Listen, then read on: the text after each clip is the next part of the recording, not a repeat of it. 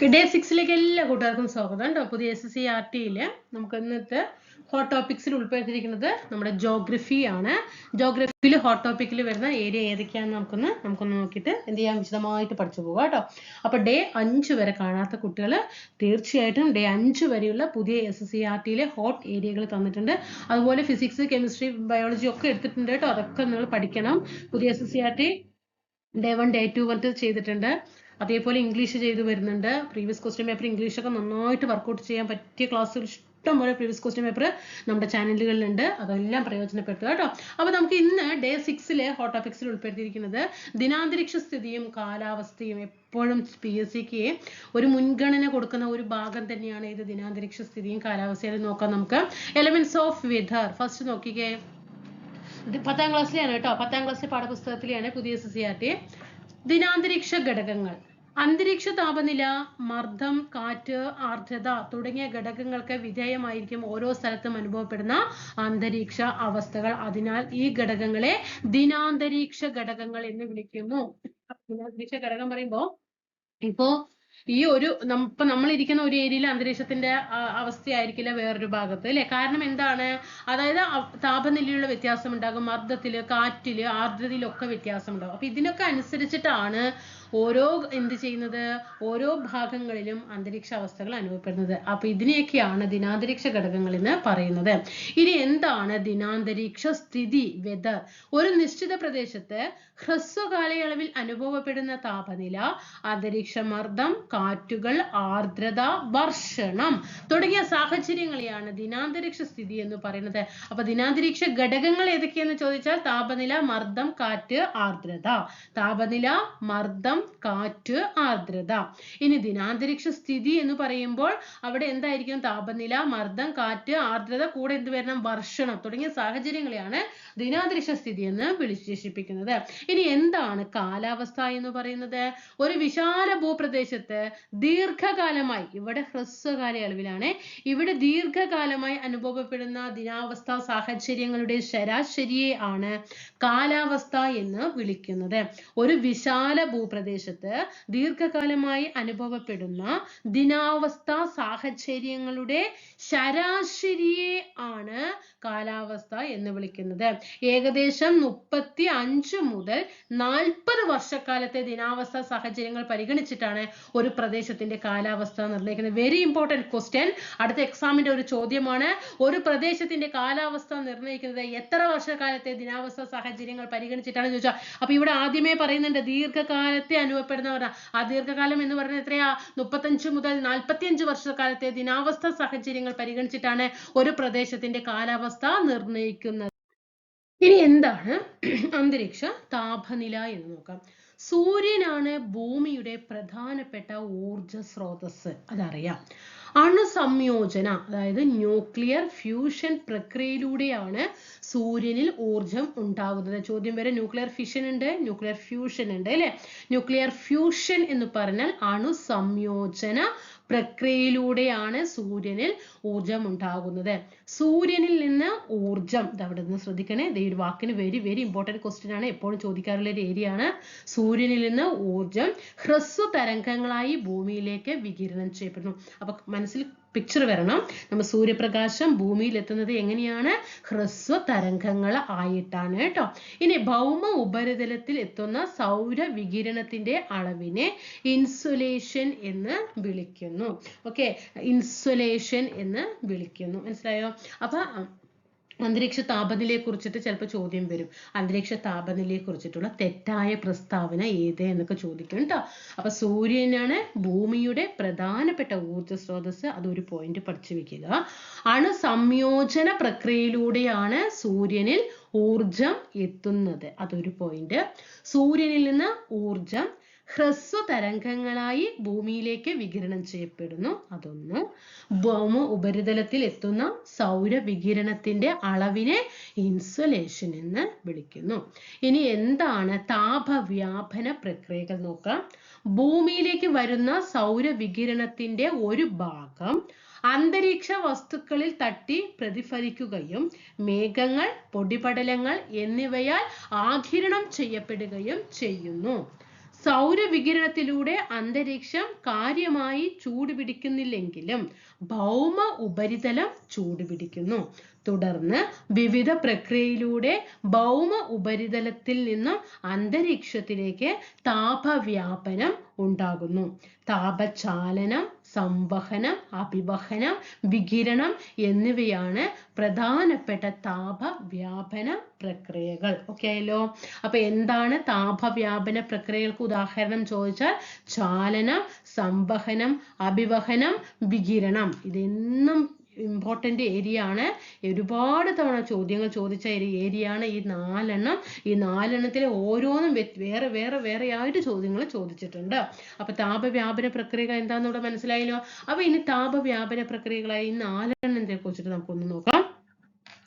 താപചാലനം, സംവഹനം, അഭിവഹനം, വികിരണം. അപ്പൊ എന്താണ് താപചാലനം? ചൂടായ ഭൗമ ഉപരിതലത്തോട് ചേർന്നിട്ടുള്ള അന്തരീക്ഷത്തിന്റെ താഴ്ന്ന വിധാനങ്ങളിലേക്ക് താപം പകരുന്നത് താപചാലനം വഴിയാണ്. ചൂടായ ഭൗമ ഉപരിതലം മനസ്സിലൊന്ന് പിക്ചർ കൊണ്ടുവരൂ. ഭൂമിയുടെ ഉപരിതലം ചൂടായി കിടക്കുകയാണ്. അതിനോട് ചേർന്നിട്ടുള്ള അന്തരീക്ഷത്തിന്റെ താഴ്ന്ന വിധാനങ്ങളിലേക്ക് താപം പകരുന്നത് താപചാലനമാണ്. ഇനി സംവഹനം എന്ന് പറഞ്ഞാൽ എന്താണ്? ഭൂമിയോട് അടുത്തിട്ടുള്ള അന്തരീക്ഷ വായു ചൂട് പിടിച്ച് വികസിച്ച് മുകളിലേക്ക് ഉയരുന്നതിലൂടെ കൂടുതൽ ഉയരങ്ങളിലേക്ക് താപം വഹിക്കുന്നു. അത് ഏത് പ്രക്രിയയാണ്? സംവഹന പ്രക്രിയയാണ്. ഇനി എന്താണ് അഭിവഹനം? കാറ്റിലൂടെ തിരശ്ചീന തലത്തിൽ താപം വ്യാപിക്കുന്നത്. കാറ്റിലൂടെ തിരശ്ചീന തലത്തിൽ എന്ത് ചെയ്യും? താപം വ്യാപിക്കും. അതാണ് അഭിവഹനം. ഇനി എന്താണ് വികിരണം? ഭൗമ ഉപരിതലം ചൂട് പിടിക്കുന്നതോടെ ദീർഘതരംഗങ്ങളായി, ഇതവിടെ നിന്ന് ശ്രദ്ധിക്കണം കേട്ടോ, ദീർഘതരംഗങ്ങളായി ഭൗമ ഉപരിതലത്തിൽ നിന്നും ഊർജം പുറന്തള്ളപ്പെടുന്നു. മനസ്സിലായോ? അപ്പൊ സൂര്യനിൽ നിന്നും ഭൂമിയിലേക്ക് പ്രകാശം എത്തുന്നത് ഹ്രസ്വ തരംഗങ്ങൾ ആയിട്ടാണ്. എന്നാൽ ഭൂമിയിൽ നിന്നും തിരിച്ച് ഊർജം പുറപ്പെടുന്നത് ഏത് രൂപത്തിലാണ്? ദീർഘതരംഗ രൂപത്തിലാണ്. അത് രണ്ടോടെ വേറിട്ട് പഠിച്ചു വെക്കുക കേട്ടോ. അപ്പൊ താപചാലനം, സംവഹനം, അഭിവഹനം, വികിരണം. വികിരണം എന്താണ്? റേഡിയേഷൻ.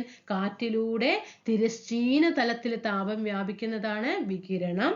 എന്നാൽ അഭിവഹനം ഭൂമിയോടടുത്തുള്ള അന്തരീക്ഷവായു ചൂട് പിടിച്ച് വികസിച്ച് മുകളിലേക്ക് ഉയരുന്നതിലൂടെ കൂടുതൽ ഉയരങ്ങളിലേക്ക് താപം വ്യാപിക്കുന്ന പ്രക്രിയയാണ് സംവഹനം എന്ന് പറയുന്നത് കേട്ടോ. ഇനി ഭൗമ വികിരണം നോക്കിക്കേ. വെരി ഇമ്പോർട്ടന്റ് ആണ്. സൗരവികിരണവും ഭൗമ വികിരണവും എപ്പോഴും ചോദ്യങ്ങൾ വരാറുണ്ട്. ഭൗമ ഉപരിതലത്തിൽ നിന്നും ദീർഘതരംഗങ്ങളായി ഊർജം പുനർവികിരണം ചെയ്യപ്പെടുന്ന പ്രക്രിയയാണ് ഭൗമ വികിരണം. അത് ഈ ഭ എന്ന അക്ഷരത്തിൽ നിന്ന് തന്നെ ദ എന്നുള്ളത് കണക്ട് ചെയ്യുക കേട്ടോ. ഭൗമ വികിരണം ദീർഘതരംഗങ്ങളായിട്ടാണ്. ഇനി സൂര്യനിൽ നിന്നും ഊർജം ഭൂമിയിലേക്ക് എത്തുന്നത് ഹ്രസ്വ തരംഗങ്ങളായിട്ടാണ്. ഹ്രസ്വ തരംഗങ്ങൾ ആയിട്ടാണ്. ഇനി എന്താണ് ഹരിതഗൃഹ പ്രഭാവം? ഭൗമ വികിരണത്തെ അന്തരീക്ഷത്തിലെ കാർബൺ ഡൈ ഓക്സൈഡ് പോലുള്ള ഹരിതഗൃഹ വാതകങ്ങൾ ആഗിരണം ചെയ്യുന്നത് അന്തരീക്ഷത്തെ ചൂടുപിടിപ്പിക്കുന്നു. ഇതിനെ ഹരിതഗൃഹ പ്രഭാവം എന്ന് വിളിക്കുന്നു. ഭൗമ വികിരണത്തെ എന്ത് ചെയ്യാണ്? അന്തരീക്ഷത്തിലെ ഏതാണ്? കാർബൺ ഡൈ ഓക്സൈഡ് പോലുള്ള ഹരിതഗൃഹ വാതകങ്ങൾ ഏതൊക്കെയാണ്? Carbon dioxide, nitrous oxide, methane, ozone, ഇതൊക്കെ എന്താണ്? ഹരിതഗൃഹ വാതകങ്ങൾക്ക് ഉദാഹരണമാണ്. അപ്പൊ ഈ കാർബൺ ഡൈ ഓക്സൈഡ് ഹരിതഗൃഹ വാതകം ആഗിരണം ചെയ്യുന്നത് എന്ത് ചെയ്യും? കാർബൺ ഡൈ ഓക്സൈഡ് പോലുള്ള ഹരിതഗൃഹ വാതകങ്ങൾ ആഗിരണം ചെയ്യുന്നത് അന്തരീക്ഷത്തെ ചൂടുപിടിപ്പിക്കുന്നു. ഇതിനെയാണ് ഹരിതഗൃഹ പ്രഭാവം എന്ന്. ഇനി ഭൂമിയുടെ താപ ബജറ്റ്. ഭൂമിയിലേക്ക് വന്നു ചേരുന്ന മുഴുവൻ ഊർജവും പുനർവികിരണം ചെയ്യപ്പെടുന്നതിലൂടെ ഭൗമോപരിതല താപം സന്തുലിതമായി നിലനിർത്താനാകുന്നു. ഈ താപ സന്തുലന പ്രക്രിയയെ ഭൂമിയുടെ താപ ബജറ്റ് എന്ന് വിളിക്കുന്നു. മനസ്സിലായോ? ഭൂമിയിലേക്ക് വന്നു ചേരുന്ന, അപ്പൊ സൂര്യനിൽ നിന്നും ഇപ്പോ എവിടെ നിന്നാണെങ്കിലും മുഴുവൻ ഊർജവും എന്ത് ചെയ്യും? പുനർവികിരണം ചെയ്യപ്പെടും അല്ലെ? അത് തിരിച്ചിതാകും. അങ്ങനെ അത് ഭൗമോപരിതല താപം സന്തുലിതമായിട്ട് തിരിച്ച്, അല്ലാതെ സൂര്യനിൽ നിന്ന് വരുന്ന ഊർജത്തിന് മുഴുവൻ ഭൂമിയിലേക്ക് പിടിച്ചു നിർത്തിയാൽ ജീവിക്കാൻ പറ്റും നമുക്ക്? മനുഷ്യ ജീവജാലം നിൽക്കോ? ഇല്ല അല്ലെ? ജീവികൾക്കാണെങ്കിലും ഏത് ജീവജാലങ്ങൾക്കാണെങ്കിലും ജീവിക്കാൻ കഴിയില്ല. അപ്പൊ ഈ ഭൂമിയിൽ പതിക്കുന്ന ഊർജം എന്ത് ചെയ്യും? തിരിച്ച് അതേപോലെ എന്ത് ചെയ്യും? വികിരണം ചെയ്യും അല്ലേ, അങ്ങോട്ടേക്ക് വികിരണം ചെയ്യും. അപ്പൊ അതുകൊണ്ടാണ് എന്ത് ചെയ്യുന്നത്, ഭൗമ ഉപരിതല താപം സന്തുലിതമായിട്ട് നിലനിർത്താനായിട്ട് പറ്റുന്നത്. അതുകൊണ്ട് ഈ സന്തുലന പ്രക്രിയ ഭൂമിയുടെ താപ ബജറ്റ് എന്ന് വിളിക്കുന്നു. അന്തരീക്ഷം ചൂടാകുന്നതിന് ഭൗമ ഉപരിതലം ചൂടാകാൻ എടുക്കുന്നതിനേക്കാൾ കൂടുതൽ സമയം വേണം. ഇവിടെ ശ്രദ്ധിക്കണം കേട്ടോ, ഇങ്ങനെയുള്ള പോയിന്റുകളൊക്കെയാണ് കടന്നുകൂടുക. അപ്പൊ നമുക്ക് എക്സാം ഹാളിൽ ഒരേ കൺഫ്യൂഷൻ ആയിരിക്കും. അവിടെ നമുക്ക് പതറിപ്പോകും, മാർക്കുകളൊക്കെ പോകും, നെഗറ്റീവ് അടിച്ച് തള്ളി വീട്ടിലേക്ക് എത്തും. ആ ഒരു അവസ്ഥ വരരുത് കേട്ടോ. അതുകൊണ്ടാണ് ഓരോ പോയിന്റ് ഞാൻ 2-3 പ്രാവശ്യം വായിക്കുമ്പോൾ അത് അതിനനുസരിച്ചിട്ട് ശ്രദ്ധിക്കുക, നന്നായിട്ട് റിവിഷൻ ചെയ്യുക. ഇത് ഇന്ന് കണ്ടുകൊണ്ടുപോയിട്ട് എക്സാം എഴുതാമെന്ന് നിങ്ങൾ ഒരിക്കലും വിചാരിക്കേണ്ട. ഇതിലൂടെ പല പല പ്രാവശ്യങ്ങൾ നിങ്ങൾ കടന്നു പോയിരിക്കണം കേട്ടോ. അന്തരീക്ഷം ചൂടാകുന്നതിന് ഭൗമ ഉപരിതലം ചൂടാകാൻ എടുക്കുന്നതിനേക്കാൾ കൂടുതൽ സമയം വേണം അന്തരീക്ഷം ചൂടാകാൻ. ഉച്ചയ്ക്ക് 2 മണിക്ക് രേഖപ്പെടുത്തുന്ന താപനിലയാണ് ഒരു ദിവസത്തെ കൂടിയ അന്തരീക്ഷ താപനിലയായിട്ട് കാലാവസ്ഥാ നിരീക്ഷകർ കണക്കാക്കുന്നത്.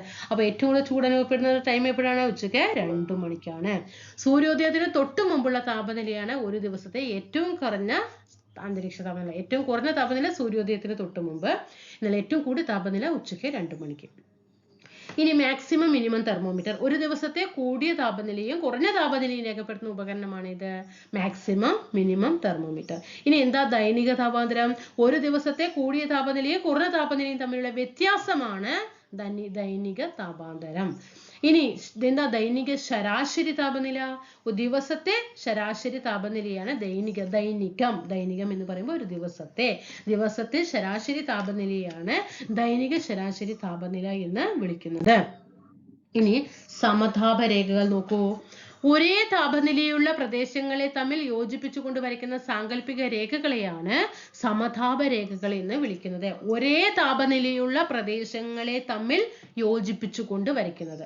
സമതാപ രേഖകളുടെ വിന്യാസക്രമം എല്ലായിടത്തും എന്തല്ല? ഒരുപോലെ അല്ല. ഭൂമധ്യരേഖയിൽ നിന്ന് അകലും തോറും താപനില പൊതുവെ കുറഞ്ഞു വരുന്നു. ഭൂമധ്യരേഖയിൽ നിന്ന് അകലും തോറും താപനില എങ്ങനെയായിരിക്കും? കുറഞ്ഞു വരികയാണ് ചെയ്യുന്നത്. കരയും കടലും വ്യത്യസ്തമായി ചൂട് പിടിക്കുന്നത് കൊണ്ടാണ് വൻകരങ്ങളും സമുദ്രങ്ങളും ചേരുന്ന ഇടങ്ങളിൽ സമതാപ രേഖകൾ പ്രകടമായി വളഞ്ഞു കാണപ്പെടുന്നത്. അപ്പൊ സമുദ്രഭാഗങ്ങളിൽ സമതാപ രേഖകൾ വളഞ്ഞു കാണപ്പെടാൻ കാരണം എന്താണ്? കരയും കടലും എന്താ ഒരേപോലെയാണോ ചൂട് പിടിക്കുന്നത്? അല്ല, രണ്ടും വ്യത്യസ്തരായിട്ടാണ് ചൂട് പിടിക്കുന്നത്. അതുകൊണ്ടാണ്. ഉത്തരാർദ്ധഗോളത്തെ അപേക്ഷിച്ച് ദക്ഷിണാർദ്ധഗോളത്തിൽ സമതാപ രേഖകൾ അക്ഷാംശങ്ങൾക്ക് ഏറെക്കുറെ സമാന്തരമാണ്. ദക്ഷിണാർദ്ധഗോളത്തിലെ സമുദ്ര സാമീപ്യമാണ് ഇതിന് കാരണം. ഉത്തരാർദ്ധഗോളത്തെ ഇപ്പൊ നമ്മളിങ്ങനെ പഠിക്കാറുണ്ട്, ഭൂമിയുടെ ഉപരിതലം പറയുന്നുണ്ട്, ഈ ഉപരിതലത്തിലാണ് ചൂട് കൂടുതൽ എന്നൊക്കെ പറയുന്നുണ്ട്. ഇതിൽ നിന്ന് മാറുന്തോറും ചൂട് കുറയാണ് എന്നൊക്കെ നമ്മളിപ്പോ ഇത്ര നേരമായിട്ട് പഠിച്ചുകൊണ്ടിരുന്നു അല്ലെ. അപ്പൊ ഈ ഉത്തരാർദ്ധഗോളത്തെ ഇപ്പൊ ഇവിടെയാണ് എന്ത് ചെയ്യുന്നത്? ഉത്തരാർദ്ധഗോളം, ഇവിടെയാണ് ദക്ഷിണാർദ്ധഗോളം എന്ന് പറയുന്നത്. അപ്പൊ ഈ ഉത്തരാർദ്ധഗോളത്തെ അപേക്ഷിച്ച് ദക്ഷിണാർദ്ധഗോളത്തിൽ എന്താണ്? ദക്ഷിണാർദ്ധഗോളത്തിൽ സമതാപ രേഖകൾ അക്ഷാംശങ്ങൾക്ക് ഏറെക്കുറെ സമാന്തരമാണ്. ദക്ഷിണാർദ്ധഗോളത്തിലെ സമുദ്ര സാമീപ്യമാണ്. അപ്പൊ സമുദ്രങ്ങൾ എവിടെയാണ്? സമുദ്രഭാഗങ്ങൾ കാണപ്പെടുന്നത് എവിടെയാണ്? ഈ ദക്ഷിണാർദ്ധഗോളത്തിലാണ് കേട്ടോ. ഈ ദക്ഷിണാർദ്ധഗോളത്തിലെ സമുദ്രങ്ങൾ സാമീപ്യം ഉള്ളത് കൊണ്ടാണ് എന്ത് പറയുന്നത്? ദക്ഷിണാർദ്ധഗോളത്തിലെ സമതാപ രേഖകൾ അക്ഷാംശങ്ങൾക്ക് ഏറെക്കുറെ സമാന്തരമാണ് എന്ന് പറയുന്നത്. ഭൂമിയിൽ താപവിതരണത്താൽ സ്ഥലകാല വ്യത്യാസങ്ങൾ അനുഭവപ്പെടുന്നു. അപ്പൊ അങ്ങനെ ദൈനിക താപാന്തരങ്ങൾ, നമ്മുടെ ദൈനിക അന്തരീക്ഷ സ്ഥിതിയും കാലാവസ്ഥയും എന്താണെന്നുള്ളത് പുതിയ SSCRT ഹോട്ട് ടോപ്പിക്സിൽ ഉൾപ്പെടുത്തി തന്നിട്ടുണ്ട്. ഇതിനൊക്കെ ആയിരിക്കും ഓരോരോ ക്വസ്റ്റ്യൻസ് വരിക. ഇപ്പൊ നമ്മൾ കുറച്ച് ചെറിയ ഷോർട്ട് ക്ലാസ്സുകളാണ്, പക്ഷെ അതിനൊക്കെ ഓരോരോ മാർക്കിന്റെ ക്വസ്റ്റ്യൻസ് വരും. കാരണം പ്രീവിയസ് ക്വസ്റ്റ്യൻ പേപ്പറിനെ അടിസ്ഥാനമാക്കിയിട്ടാണ് SSCRT സെലക്ട് ചെയ്തിട്ട് തരുന്നത് കേട്ടോ. എന്നാ നമുക്ക് നിങ്ങൾ എന്ത് ചെയ്യാം? നിങ്ങൾ തീർച്ചയായും എന്ത് ചെയ്യണം? ഞാൻ ഇത്രയും ഡെഡിക്കേറ്റഡ് ആയിട്ട് ക്ലാസ്സുകൾ തരുമ്പോൾ നിങ്ങളുടെ ഭാഗത്ത് നിന്ന് പൂർണ്ണമായിട്ട് സപ്പോർട്ട് ചെയ്യണം. അതൊരു ക്യാഷിന്റെയും മുതൽ മുടക്കില്ലാതെ തന്നെ തീർച്ചയായിട്ടും സബ്സ്ക്രൈബ് ചെയ്തുകൊണ്ടും ലൈക്ക് ചെയ്തുകൊണ്ടും ഷെയർ ചെയ്തുകൊണ്ടും കമന്റ് ചെയ്തുകൊണ്ടും വീഡിയോക്ക് ഹൈപ്പ് ചെയ്തുകൊണ്ടും ടെലിഗ്രാമിലൊക്കെ ജോയിൻ ചെയ്തുകൊണ്ടും ഒരു മിനിറ്റിന്റെ കാര്യമേ ഉള്ളൂ. അത്ര മാത്രം നിങ്ങൾ എനിക്ക് വേണ്ടിയിട്ട് എന്ത് ചെയ്താൽ മതി? ഡെഡിക്കേറ്റ് ചെയ്താൽ മതി കേട്ടോ. അപ്പോൾ അടുത്ത ക്ലാസ്സിൽ കാണാം. ക്ലാസ്സിനെ കുറിച്ച് എന്തെങ്കിലും വിമർശനങ്ങൾ ഉണ്ടെങ്കിൽ താഴെ രേഖപ്പെടുത്തുക കേട്ടോ. Thank you.